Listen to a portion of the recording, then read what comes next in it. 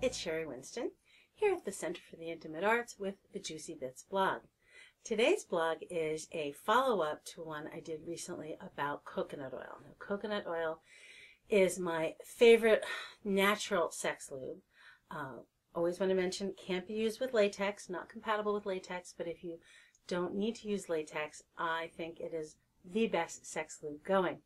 I got a number of comments from people about it who were concerned about coconut oil and infections. So let me tell you a few things. So again, natural, I prefer organic. Coconut oil is my favorite lube. One of my recommendations is that you get a big jar. You can get a really huge jar that you keep in your fridge as your stock jar, and that you dip out into a container that you keep by your bed or wherever you have sex.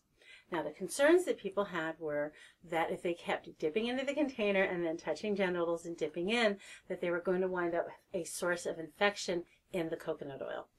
My experience has been that that's not the case. Coconut oil is naturally antimicrobial. It's good for your genitals. And oil in itself is not actually a good medium for pathogens to grow in. Now, if you have lots of different sex partners, it might make sense not to keep dipping into the same container.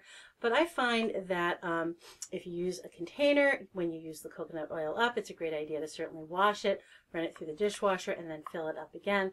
But I have very rarely seen anyone have problems with coconut oil as a source of infection. Now, you do have the option of putting it into some sort of squeeze bottle, and that is great in the summertime because in warm weather, coconut oil will be liquid. So in fact, if you live someplace where it's hot all the time, or when it's hot where you live, it's a great idea to put your coconut oil in either a bottle that you can squirt from or a flip top bottle that you can squirt it out of, and that helps keep from making a big giant mess if you spill a container. If, on the other hand, you want to use these types of containers when the weather is cool, the coconut oil will be solid and it won't come out. Now, you can remedy that by mixing your liquid coconut oil, by heating it enough to make it liquid and mixing it with a small amount of almond oil or some other natural oil that you like, and that will keep it liquid even when it's cold. I myself have found that you really don't need to bother doing that unless you really are one of those people who has an unusual vaginal ecology. In fact, if you're having recurrent vaginal infections, it's certainly good to look at all of the things that might affect the ecology.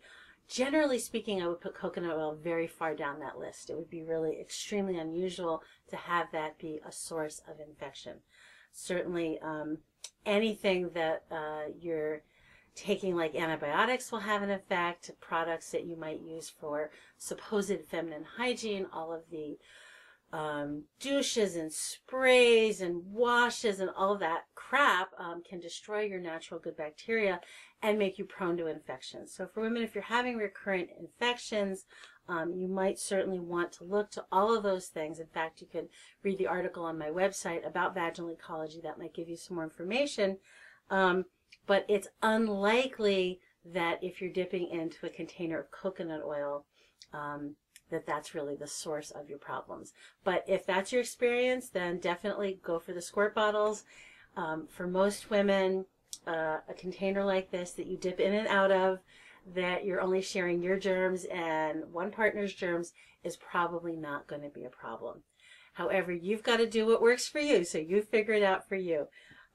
However, coconut oil is generally a wonderful, healthy vaginal friend, friend of the vaginal flora, and is not usually going to have much in the way of pathogens growing in it. So that's the follow-up on coconut oil and how you might want to dispense it, how to keep it healthy, and also about how to keep your genitals healthy. So this is Sheri Winston here at the Center for the Intimate Arts with the Juicy Bits blog, wishing you very juicy and well-lubed blessings.